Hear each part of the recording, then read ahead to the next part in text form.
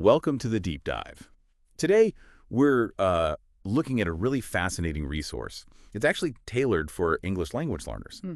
Specifically, it's a pretty substantial 10,000-word podcast script example. Wow, yeah, that's quite detailed. It is.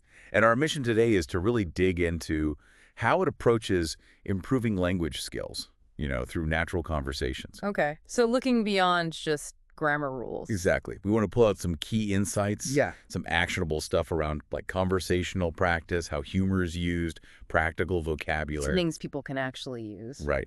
So whether you're learning a new language or maybe you just want to communicate a bit more effectively in general, hopefully there'll be some valuable takeaways. Sounds good. What really struck me first about this script was its tone.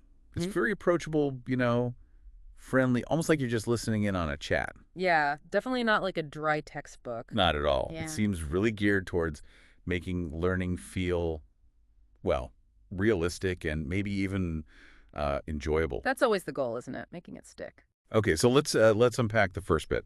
How the script kicks things off with greetings. Ah, yes, greetings.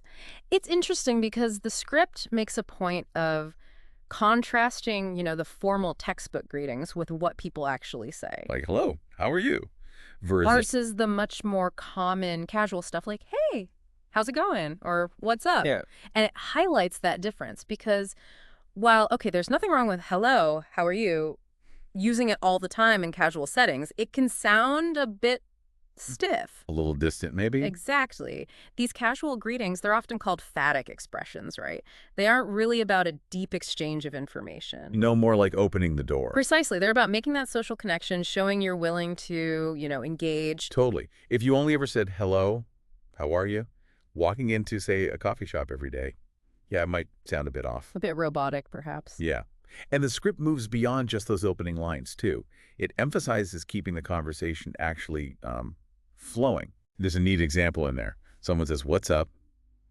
The reply is, not much. Okay, a classic conversation stopper. Could be, but the script suggests a natural follow-up. Like, cool. So do you come here often? Something to keep it moving. Ah, okay, those little conversational bridges. Yeah, they make such a difference. That's a really key point. Because those seemingly small follow-up questions, they do so much work in building rapport. Right. They show you're actually present, you're listening, and you're interested in, continuing the chat. It avoids that feeling of just reciting lines. Exactly. And the script sort of implicitly touches on why sticking too rigidly to textbook phrases can sound, as you said, robotic. What's missing there, do you think? Well, it often lacks the natural intonation, doesn't it? Yeah. And the little variations in word choice, maybe idioms that just color natural speech. It's the absence of those things, I think, that can make someone sound less engaged, less natural. Right. It's about showing some genuine interest, making it feel less like a test and more like a real exchange. Yeah. Okay, so moving on from greetings. The script then gets into something I think is just universally useful. The power of asking questions and really listening. Ah, yes. This is a core element of good communication, isn't it? The script really emphasizes that asking questions is fundamental, keeps the conversation alive. And why is that so effective? Well, the underlying reason, and it's pretty human, is that people generally, they appreciate talking about themselves, their experiences. Sure. We like sharing our stories. Yeah, sharing personal stuff can be a way of, validating who we are, connecting with others. Absolutely. And the script uses a role play to show this, right? Asking about someone's weekend.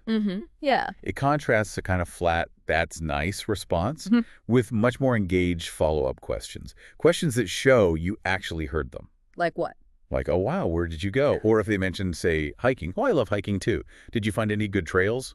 That kind of thing. Ah, okay. So it's that active engagement. That's the difference between just like ticking a box and having a real conversation. Exactly. And, connecting that to broader communication ideas. It's really about demonstrating active listening. Not just waiting for your turn to speak. Precisely. Yeah. It's about really taking in what the other person is saying and then responding in a way that shows, okay, I got that and I'm curious to know more. Yeah. The script also does something quite clever here, weaving in humor. Oh, how so? It suggests a bit of playful teasing. I think the example was about someone who says they love hiking but, barely leaves their apartment. Okay. Gentle ribbing. Yeah, it just injects a bit of lightness, makes the conversation more memorable, more natural. That humor element is so important, I find. Can really diffuse any awkwardness and just create a more relaxed space, especially for learning. Totally agree. And speaking of reducing anxiety, the next section tackles a big one, a major hurdle for lots of learners and, honestly, for anyone trying something new. It's the fear of making mistakes. Oh, definitely. This is huge. That fear of error can be just paralyzing. So what's the advice? The script offers something very practical and actually quite psychologically sound. It says, basically, instead of getting embarrassed by mistakes, try to laugh them off. Okay. The example given is saying something like, oops, I ate pizza, when maybe you meant to say you made pizza or something else entirely. Right, just acknowledge it lightly. Yeah.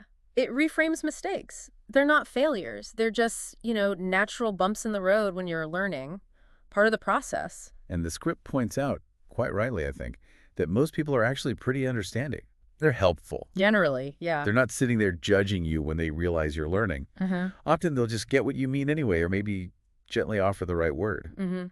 It really does take the pressure off trying to be absolutely perfect right from the start, which is impossible anyway. Possible. Exactly. And actually, embracing mistakes, maybe even with a bit of self-deprecating humor, can make you seem more approachable. That makes sense. Yeah. Shows you're human. Yeah, showing a bit of vulnerability can be surprisingly effective in building rapport.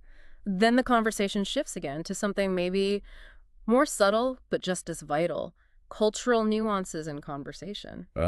This is where it gets really interesting, because language isn't just words and grammar, is it? It's so tied up in culture. Deeply embedded, yes. And the script uses a great example. The common American greeting, how are you? Okay. What about it?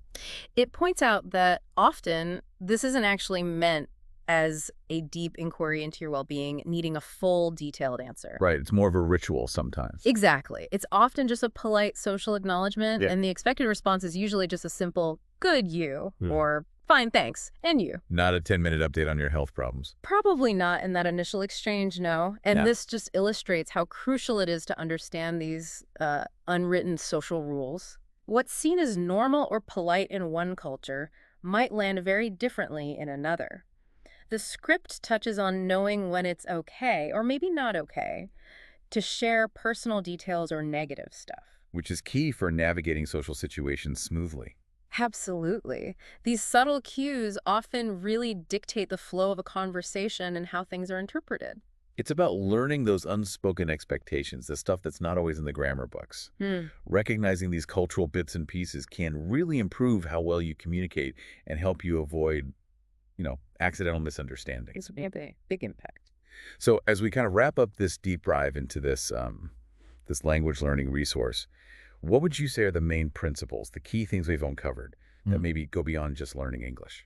Okay, well, firstly, I'd say the power of just embracing natural, maybe more informal communication to really build connection. Right, moving beyond the stiff stuff. Yeah. Secondly, the effectiveness of, active listening, showing that through asking good follow-up questions, showing real interest. Not just waiting. Not just waiting. Thirdly, the importance of adopting a kind of resilient and maybe even humorous attitude towards mistakes, seeing them as part of growth. Definitely takes the pressure off. It does. And finally, that crucial awareness that communication, all communication, is shaped by its cultural context, understanding those nuances. Those are really great points. And they make you think, don't they, how these things apply in, all sorts of interactions, not just language learning. Absolutely. Very transferable skills. So, okay, here's a final thought then for you, the listener. Consider how maybe consciously bringing in more casual language or a bit more of a playful approach could maybe enhance your communication and learning, whatever field you're interested in. How can you maybe actively move beyond those rigid textbook ways of doing things in your daily exchanges to build, stronger connections with people and maybe gain a deeper understanding of things? Yeah, it's a great question to reflect on, how to make interactions more real. Definitely something to consider. Well, thanks for joining us for this deep dive.